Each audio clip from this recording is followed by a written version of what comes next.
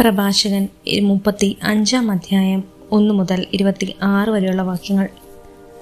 നിയമം പാലിക്കുന്നത് നിരവധി ബലികൾ അർപ്പിക്കുന്നതിന് തുല്യമാണ്. കൽപ്പനകൾ അനുസരിക്കുന്നത് സമാധാന ബലിക്ക് തുല്യവും കരുണയ്ക്ക് പകരം കരുണ കാണിക്കുന്നത് ധാന്യബലിക്ക് തുല്യമാണ്. ഭിക്ഷ കൊടുക്കുന്നവൻ കൃതജ്ഞതാബലി അർപ്പിക്കുന്നു. ദുഷ്ടതയിൽ നിന്ന് ഒഴിയുന്നത് കർത്താവിന് പ്രീതികരമാണ്. അനീതി വർജിക്കുക പാപപരിഹാര ബലിയാണ്. വെറും കൈയോടെ കർത്താവിനെ സമീപിക്കരുത്, എന്തെന്നാൽ ഇവയെല്ലാം അനുഷ്ഠിക്കാൻ നിയമം അനുശാസിക്കുന്നു. നീതിമാന്റെ ബലി ബലിപീഠത്തെ അഭിഷേകം ചെയ്യുന്നു. അതിൻ്റെ സുഗന്ധം അത്യുന്നതന്റെ സന്നിധിയിലേക്ക് ഉയരുന്നു. നീതിമാന്റെ ബലി സ്വീകാര്യമാണ്, അത് വിസ്മരിക്കപ്പെടുകയില്ല. കർത്താവിനെ മനം തുറന്ന് മഹത്വപ്പെടുത്തുക. ആദ്യഫലം സമർപ്പിക്കുമ്പോൾ ലുബ്ധ കാട്ടരുത്. കാഴ്ച സമർപ്പിക്കുമ്പോൾ മുഖം വാടരുത്. സന്തോഷത്തോടെ ദശാംശം കൊടുക്കുക. അത്യുന്നതൻ നൽകിയതുപോലെ അവിടത്തേക്ക് തിരികെ കൊടുക്കുക. കഴിവിനൊത്ത് ഉദാരമായി കൊടുക്കുക.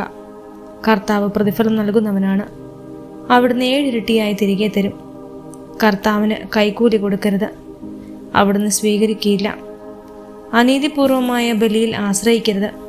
കർത്താവ് പക്ഷപാതമില്ലാത്ത ന്യായാധിപനാണ്.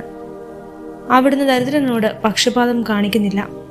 തിന്മയ്ക്ക് വിധേയനായവൻ്റെ പ്രാർത്ഥന അവിടുന്ന് കേൾക്കും. അനാഥൻ്റെ പ്രാർത്ഥനയോ വിധവയുടെ പരാതികളോ അവിടുന്ന് അവഗണിക്കുകയില്ല. തൻ്റെ കണ്ണീരിന് കാരണമായവനെതിരായി വിധവ വിലപിക്കുമ്പോൾ അവളുടെ കവിളിലൂടെ കണ്ണീർ ഒഴുകുകയില്ലേ? കർത്താവിന് പ്രീതികരമായി ശുശ്രൂഷ ചെയ്യുന്നവൻ സ്വീകാര്യനാണ്. അവൻ്റെ പ്രാർത്ഥന മേഘങ്ങളോളം എത്തുന്നു. വിനീതൻ്റെ പ്രാർത്ഥന മേഘങ്ങൾ തുളച്ചു കയറുന്നു. അത് കർത്തൃസന്നിധിയിൽ എത്തുന്നവരെ അവൻ സ്വസ്ഥനാവുകയില്ല.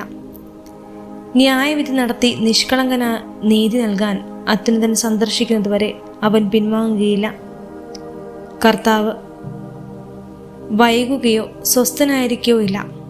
അവിടുന്ന് നിർദ്ധയൻ്റെ അരക്കെട്ട് തകർക്കുകയും ജനതകളോട് പകരം വീട്ടുകയും ചെയ്യും. ധിക്കാരികളുടെ കൂട്ടത്തെ നിർമ്മാർജ്ജനം ചെയ്യുകയും അനീതി പ്രവർത്തിക്കുന്നവൻ്റെ ചെങ്കോൽ തകർത്ത് കളയുകയും ചെയ്യും. മനുഷ്യന് പ്രവർത്തിക്കത്തും പ്രയത്നങ്ങൾക്കും അവയുടെ വൈഭവത്തിനും അനുസരിച്ചും അവിടുന്ന് പ്രതിഫലം നൽകും. തൻ്റെ ജനത്തിൻ്റെ പരാതികൾക്ക് വിധി കൽപ്പിച്ച് തൻ്റെ കരുണയിൽ അവരെ ആനന്ദിപ്പിക്കും. വരൾച്ചയുടെ നാളുകളിൽ മഴക്കാറ് പോലെ കഷ്ടതയിൽ കർത്താവിൻ്റെ കരുണ ആശ്വാസപ്രദമാണ്. പ്രഭാഷകൻ 36 അധ്യായം 1 മുതൽ 26 വരെയുള്ള വാക്യങ്ങൾ. എല്ലാറ്റിൻ്റെയും ദൈവമായ കർത്താവെ, ഞങ്ങളെ കാരുണ്യപൂർവ്വം കടാക്ഷിക്കണമേ.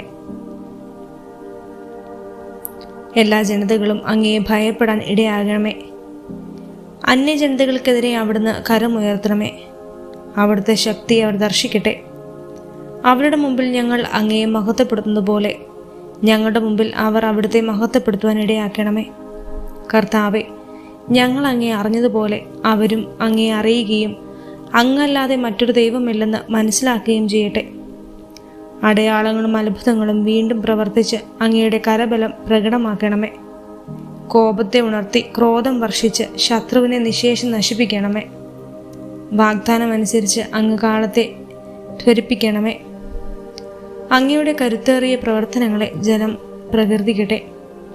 അവശേഷിക്കുന്നവൻ അങ്ങയുടെ കോപാഗ്നിയിൽ ദഹിക്കുകയും അവിടുത്തെ ജനത്തെ ദ്രോഹിക്കുന്നവർ നാശമടയുകയും ചെയ്യട്ടെ. ഞങ്ങൾക്ക് തുല്യം മറ്റാരുമില്ലെന്ന് ജൽപ്പിക്കുന്ന ശത്രു രാജാക്കന്മാരുടെ തല തകർക്കണമേ. യാക്കോബിൻ്റെ ഗോത്രങ്ങളെ ഒരുമിച്ച് കൂട്ടുകയും അവരുടെ അവകാശം മുമ്പിലെത്തുന്ന പോലെ അവർക്ക് നൽകുകയും ചെയ്യണമേ. കർത്താവെ, അങ്ങയുടെ നാമത്തിൽ വിളിക്കപ്പെട്ട ജനത്തിൻ്റെ മേൽ ആദിജാതനെ പോലെ അങ്ങ് പരിഗണിച്ച ഇസ്രായേലിന്മേൽ കരുണയുണ്ടാകണമേ. അങ്ങയുടെ വിശുദ്ധ മന്ദിരം സ്ഥിതി ചെയ്യുന്ന നഗരത്തോട്, അങ്ങയുടെ വിശ്രമ സങ്കേതമായ ജെറുസലേമിനോട് കരുണ തോന്നണമേ. അങ്ങയുടെ അത്ഭുത പ്രവൃത്തികളോട് ഘോഷം കൊണ്ട് സിയോനെ നിറയ്ക്കണമേ. അങ്ങയുടെ മഹത്വം കൊണ്ട് അങ്ങയുടെ ആലയത്തെയും അങ്ങയുടെ ആദ്യ സൃഷ്ടികൾക്ക് സാക്ഷി നൽകണമേ.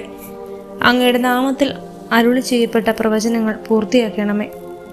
അങ്ങയ്ക്ക് വേണ്ടി കാത്തിരിക്കുന്നവർക്ക് പ്രതിഫലം നൽകണമേ.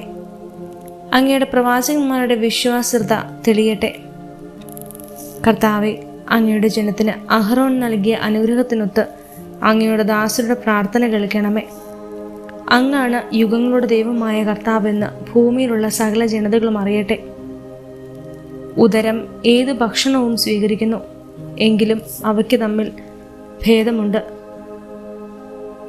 നാവ് രുചി കൊണ്ട് തിരിച്ചറിയുന്നത് പോലെ സൂക്ഷ്മബുദ്ധി വ്യാജവാക്ക് തിരിച്ചറിയുന്നു.